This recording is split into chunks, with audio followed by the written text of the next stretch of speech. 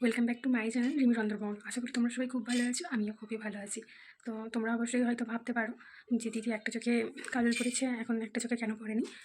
আমি এই সন্ধে মাত্র সারাদিন মন খারাপ করে বসেছিলাম যে জন্মদিনে সবাই উইশ করছে, কিন্তু আজকের দিনে বরের কাজ পড়ে গেছে বলে মানে সেলিব্রেট করা হয়নি। তো বর সন্ধ্যেবেলা জানালো কাজ থেকে তাড়াতাড়ি চলে আসবে, রেডি হয়ে থাকতে বলছে। আমি সেই জন্য রেডি হচ্ছে, একটা রেস্টুরেন্টে নিয়ে যাই। এটাই আমার কাছে অনেক।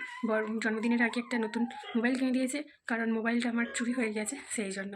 তো তোমরা দেখতে থাকো ব্লগটা, কোথায় যাই কী করি সবই তোমাদেরকে দেখাবো। তো আমার এখনও মেকআপ শেষ হয়নি, আমি শুধু ফাউন্ডেশনটা লাগিয়ে দুটো চোখে কাজল পরেছি। লিপস্টিকটা এখন পরবো না, যখন যাবো তখন পরবো। আর কারণ বর কখন আসবে তখন জানি না। তো আমাকে বলছে, ও আমাকে ড্রেসও পরতে বারণ করেছে, কেন জানি না, হয়তো ড্রেস আনবেন সেই জন্য। তো এখন আমি আমার মেয়েকে খাইয়ে নেবো, তারপরে মেয়েকে রেডি করবো, তারপরে পর এলে আমি রেডি হব। তো তোমরা সব দেখতে থাকো। এই দিনটা, এই ছোটো কিছু অনুভূতি বলে বোঝানোর নয়, কিছুই চাই না ওর কাছ থেকে। ও আমার সঙ্গে থাকলেই আমি খুশি। তবুও যে ও আমার জন্য এত কিছু করছে, এটাতে আমি আরও খুশি। তো তোমরা দেখতে থাকো কী হয়। তো ওকে একটু প্রথমে ওকে একটু সেরেলাক্স খাইয়ে নেবো, কারণ ও কখন আসবে না আসবে, বাচ্চাকে খাইয়ে নিয়ে যাওয়া ভালো। তো আমি সেরেলাক্স এনেছি ওর জন্য।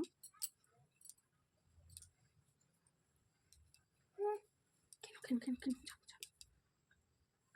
এই ভিডিওর পরে দেখি ভয়েসগুলো কিছুই শোনা যাচ্ছে না, তো আমাকে আবার পরে ভয়েস দিতে হচ্ছে। তো আমি মেয়েকে খাওয়াচ্ছি। তো জানো তো বন্ধুরা, আমার মেয়েকে না অনেক বুঝিয়ে শুনিয়ে খাওয়াতে হয়। অবশ্যই সব বাচ্চাদেরকে খাওয়াতে হয়, কিন্তু আমার কেন জানি না মনে হয় পৃথিবীতে সব থেকে বড় কাজ বাচ্চাকে খাওয়ানো। অনেক কষ্টে খাওয়া হয়ে গেছে, খেয়ে নিয়েছে। এবার ওর মুখ ফুকগুলো বুঝে দিয়েছি, এবার একটু টিস্যু পেপার দিয়ে বুঝে দেবো। বেবি টিস্যু পেপার, যেটা আমরা সচরাচর সব মায়েরা ইউজ করি বাচ্চাদের ক্ষেত্রে, সেই টিস্যু পেপারই নিচ্ছি।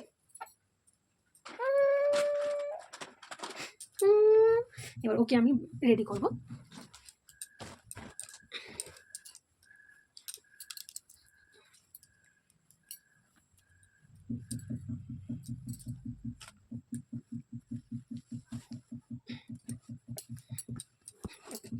কে গো, এবার মেয়েকে রেডি করে নেবো।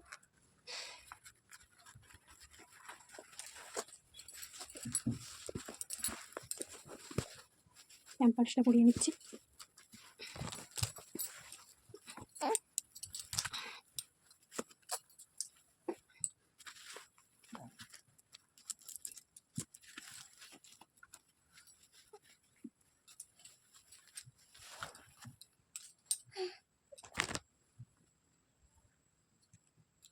তো ও সোয়েটার পরবে, তো সেই জন্য আমি আর এই জামাটা ওকে খোলাবো না।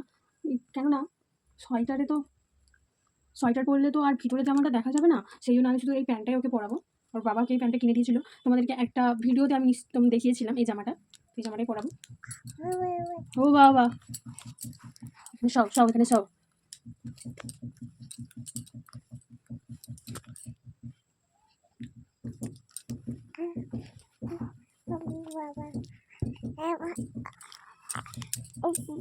এসো,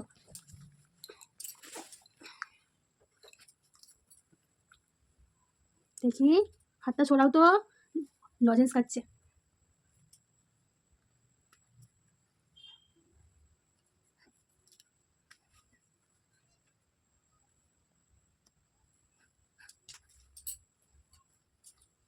ধরো,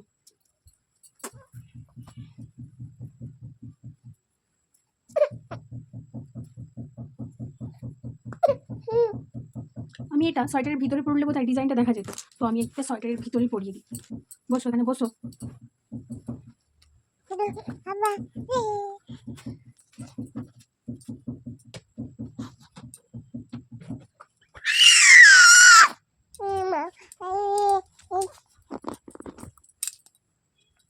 তো এই সোয়েটারটা আমি ওকে পরিয়ে দেবো।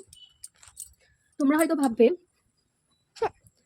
ভাববে দিদি বাইরে যাবে বলে সোয়েটার পরাচ্ছে, কিন্তু বাচ্চাকে ঘরেতে সোয়েটার পরাচ্ছে না কেন? কারণ এখানে প্রচণ্ড গরম। ঘরে থাকলে, আমরা ব্যাঙ্গালোরে থাকি, তো প্রচণ্ড গরম ঘরেতে।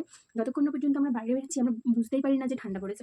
ঘরের ভিতরে গরম, বাইরেও ঠান্ডা নেই, যেহেতু আমরা গাড়িতে যাবো সেই জন্য। গাড়িতে গেলে গাড়ির হাওয়াটা লাগবে, তখন ঠান্ডা লাগে, নাহলে বাইরে গেলেও গরম থাকে, ঠান্ডা থাকে না।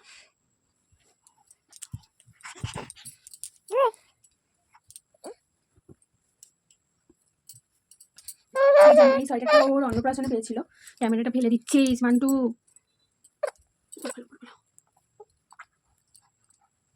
সোয়েটারটা ছোটো হয়ে যাচ্ছে বলে পরিয়ে দিচ্ছি।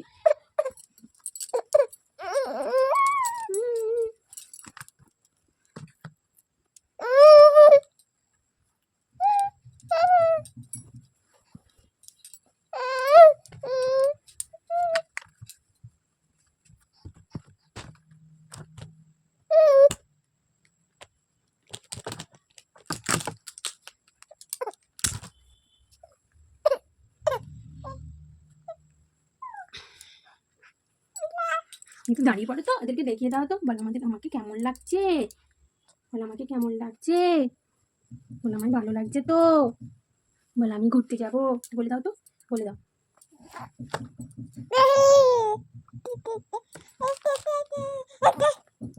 ভালো লাগছে বলে দাও। তো তোমাদের দাদাভাই আসলে আবার কথা হচ্ছে। কী ভাবছো দিদিভাই হঠাৎ করে রেডি হয়ে গেল? তোমাদের দাদাভাই হঠাৎ করেই চলে এসেছে, এসে প্রথমেই বলে যে দেখো তো এই জামাটা তোমার হচ্ছে কি না, না হলে আবার আমাকে দোকানে গিয়ে পাল্টে আনতে হবে। তো আমি পরে ফেলেছি বলে আর আমি খুলিনি জামাটা। তোমরাই বলো জামাটা কেমন হয়েছে, আমার খুবই পছন্দ হয়েছে জামাটা। তোমাদের দাদাভাই আবার বাইরে গেল, কিসের জন্য গেল আমি জানি না ঠিক। তো আমি এখনো পুরোপুরি রেডি হয়নি, শুধু চুলটা মেরেছি, সিম্পলভাবে চুলটা মেরেছি। তো দেখো জামাটা কেমন লাগছে।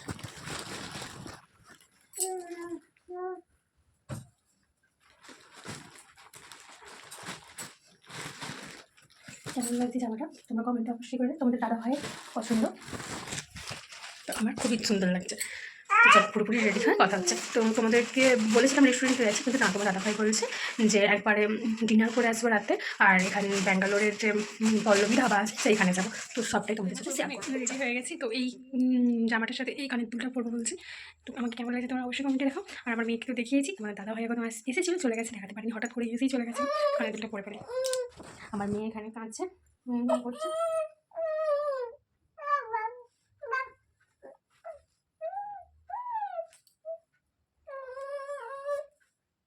ওকে এখন একটু কোলে নিতে হবে। না মা না,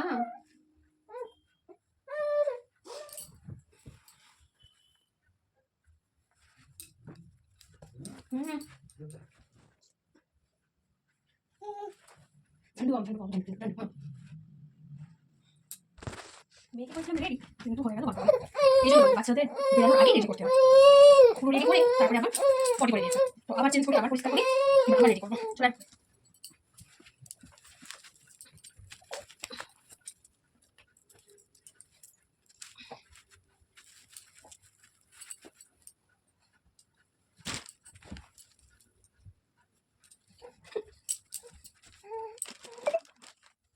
তারপরেই তোমাদের দাদাভাই কেক নিয়ে চলে এলো। তো দেখো হ্যাপি বার্থডে টু রিমি লেখা আছে। ও প্রথমে অর্পিতা লিখবে বলেছিল, আমার ভালো নাম অর্পিতা, কিন্তু আমি বলি না, আমার রিমি নামটাই লিখবে। তো ও সেটাই লিখে নিয়ে এসেছে এবং ওই নিজেই সাজাচ্ছে সব কিছু। তো তোমরা বলো কেকটা কেমন হয়েছে কমেন্টে।